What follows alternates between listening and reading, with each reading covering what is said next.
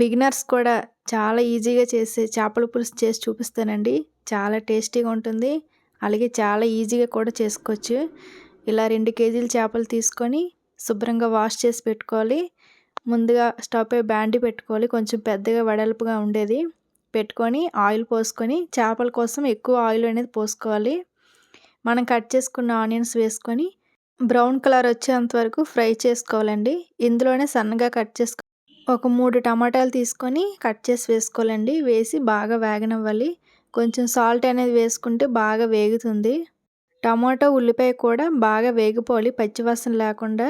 ఇందులోనే కొంచెం పసుపు వేసుకొని ఆయిల్ పైకి వచ్చేంత వరకు వేపుకోవాలి.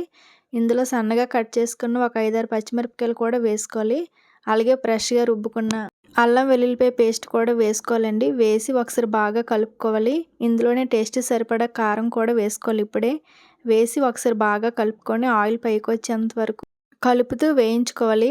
మనం ముందుగానే చింతపండు నానబెట్టుకొని రసం తీసుకొని పోసుకోవాలండి. చేపల పులుసుకి ఎప్పుడైనా చింతపండు అనేది కొంచెం ఎక్కువ వేసుకుంటే పులుసు అనేది టేస్టీగా ఉంటుంది.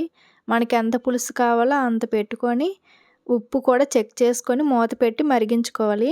ఈ విధంగా మరిగిన దాంట్లో మనం తీసుకున్న చేప ముక్కల్లో కొంచెం పసుపు, కారం వేసి కలిపి పెట్టుకోవాలండి ముందుగానే. ఆ విధంగా కలిపి పెట్టుకోవడం వల్ల చేపలకి ఉప్పు, కారం బాగా పడుతుంది. ఇప్పుడు మనం కలిపిన చేపలను కూడా పులుసు మరిగిన తర్వాత ఒక్కొక్కటిగా వేసుకొని కదపకుండా మూత పెట్టి ఉడికించుకోవాలి.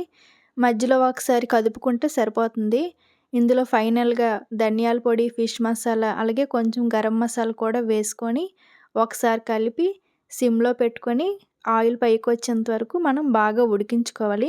ఈ విధంగా అయితే కలుపుకోవాలండి. గరిటె పెడితే ముక్కలు ఎక్కువగా ఉన్నాయి కాబట్టి విరిగిపోయే ఛాన్స్ ఉంది.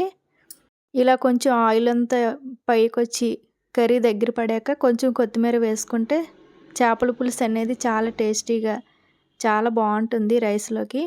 మీరు ఫస్ట్ టైం చేసినా చాలా ఈజీగా చేయొచ్చు. వీడియో నచ్చితే లైక్ చేయండి, సబ్స్క్రైబ్ చేయండి. Thank you.